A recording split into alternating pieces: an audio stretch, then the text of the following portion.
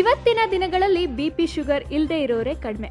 ಕೇವಲ 40 ಅಥವಾ 50 ವರ್ಷಗಳಾಗ್ತಿದ್ದಂತೆ ಈ ಕಾಯಿಲೆಗಳು ಹಲವಾರು ಜನರನ್ನ ಹುಡ್ಕೊಂಡು ಬಂದು ಸೇರ್ಕೊಂಡ್ ಹಾಗಾಗ್ತಿದೆ. ಇಲ್ಲಿಂದ ಶುರುವಾಗುತ್ತೆ ಅವರಿಗೆ ಊಟದಲ್ಲಿ ಪತ್ತೆ, ಆಯಿಲ್ ಫುಡ್ ತಿನ್ನೋ ಹಾಗಿಲ್ಲ, ಸ್ವೀಟ್ ಫುಡ್ಗಳನ್ನ ತಿನ್ನೋ ಹಾಗಿಲ್ಲ.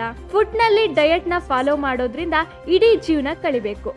ಹಾಲು ಕುಡಿದ್ರೆ ಫ್ಯಾಟ್ ಆಗುತ್ತೆ, ಫ್ಯಾಟ್ ಜಾಸ್ತಿ ಆದ್ರೆ ಬಿಪಿ ಜಾಸ್ತಿ ಆಗುತ್ತೆ. ಮೊಸರು ಕುಡಿದ್ರೆ ಥಂಡಿ ಆಗುತ್ತೆ ಅನ್ನೋ ನಂಬಿಕೆಯಲ್ಲಿ ಇದ್ಯಾವುದನ್ನು ಕೆಲವರು ತಿನ್ನೋದೇ ಇಲ್ಲ. ಬರೀ ಚಪಾತಿನೋ ರಾಗಿಯಿಂದ ಮಾಡಿರೋ ಫುಡ್ ಅನ್ನು ತಿಂತಾರೆ ಅಷ್ಟೇ.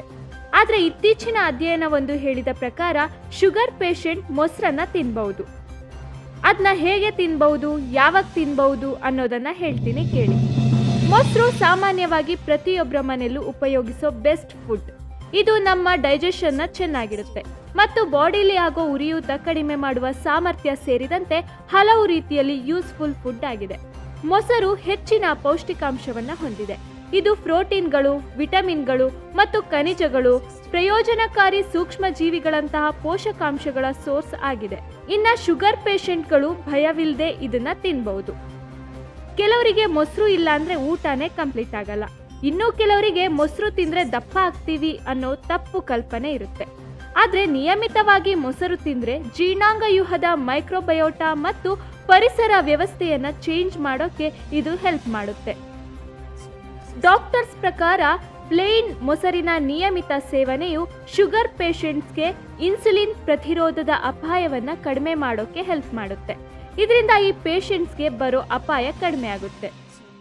ಮಾರ್ಚ್ನಲ್ಲಿ use food and drug administration ಮೊಸರು ತಿನ್ನುವುದರಿಂದ ಟೈಪ್ 2 ಡಯಾಬಿಟಿಸ್ ಅಪಾಯವನ್ನ ಕಡಿಮೆ ಮಾಡಬಹುದು ಅಂತ ಮೊಟ್ಟ ಮೊದಲ ಬಾರಿಗೆ ಅಧಿಕೃತವಾಗಿ ತಿಳಿಸಿದೆ. ವಾರಕ್ಕೆ ಕನಿಷ್ಠ 3 ಬಾರಿಯಾದ್ರೂ ಮೊಸರು ತಿನ್ನೋದ್ರಿಂದ T2D ಬರೋ ಅಪಾಯವನ್ನ ಕಡಿಮೆ ಮಾಡುತ್ತೆ ಅಂತ ಅಧ್ಯಯನದಿಂದ ತಿಳಿದು ಬಂದಿದೆ. ಕ್ಲಿನಿಕಲ್ ರಿಸರ್ಚ್ ಮತ್ತು ರಿವ್ಯೂಸ್ ಜರ್ನಲ್ನಲ್ಲಿ ಪ್ರಕಟವಾದ ಅಧ್ಯಯನ ಈ ವಿಷಯವನ್ನ ಲೀಕ್ ಮಾಡಿದೆ. ಬ್ಲಡ್ನಲ್ಲಿ ಶುಗರ್ನ ಕಂಟ್ರೋಲ್ ಮಾಡಿ ಮೊಸರಿನ ಪ್ರಯೋಬಯೋಟಿಕ್ ಅಂಶದಿಂದಾಗಿ ಕರುಳಿನ ಹೆಲ್ತ್ ಅನ್ನ ಕಾಪಾಡುತ್ತೆ ಅಂತ ಹೇಳಿದ್ದಾರೆ. ಫ್ರೂಟ್ಸ್, ವೆಜಿಟೇಬಲ್ಸ್ ಮತ್ತು ಸೀಡ್ಸ್ಗಳಲ್ಲಿ ಜಾಸ್ತಿ ಪ್ರೋಟೀನ್ಗಳಿರೋದ್ರಿಂದ ಸಮತೋಲಿತ ಫುಡ್ಸ್ ಜೊತೆ ಮೊಸರನ್ನ ತಿನ್ನೋದು ಒಳ್ಳೆ ಆಯ್ಕೆಯಾಗಿದೆ. ಇನ್ನು ಡೈಲಿ ವ್ಯಾಯಾಮದೊಂದಿಗೆ ಶುಗರ್ ಕಾಯಿಲೆಯ ಅಪಾಯವನ್ನ ಕಡಿಮೆ ಮಾಡೋಕೆ ಇದು ಒಳ್ಳೆಯದು ಅಂತ ಆಹಾರ ತಜ್ಞರು ಹೇಳಿದ್ದಾರೆ.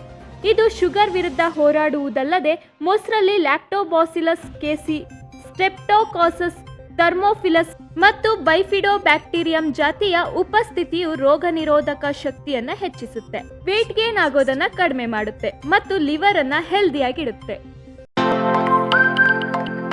ನಮ್ಮೂರ್ ಎಕ್ಸ್‌ಪ್ರೆಸ್ ನಿಮ್ಮ ಸುದ್ದಿಯ ಜೊತೆಗಾರ.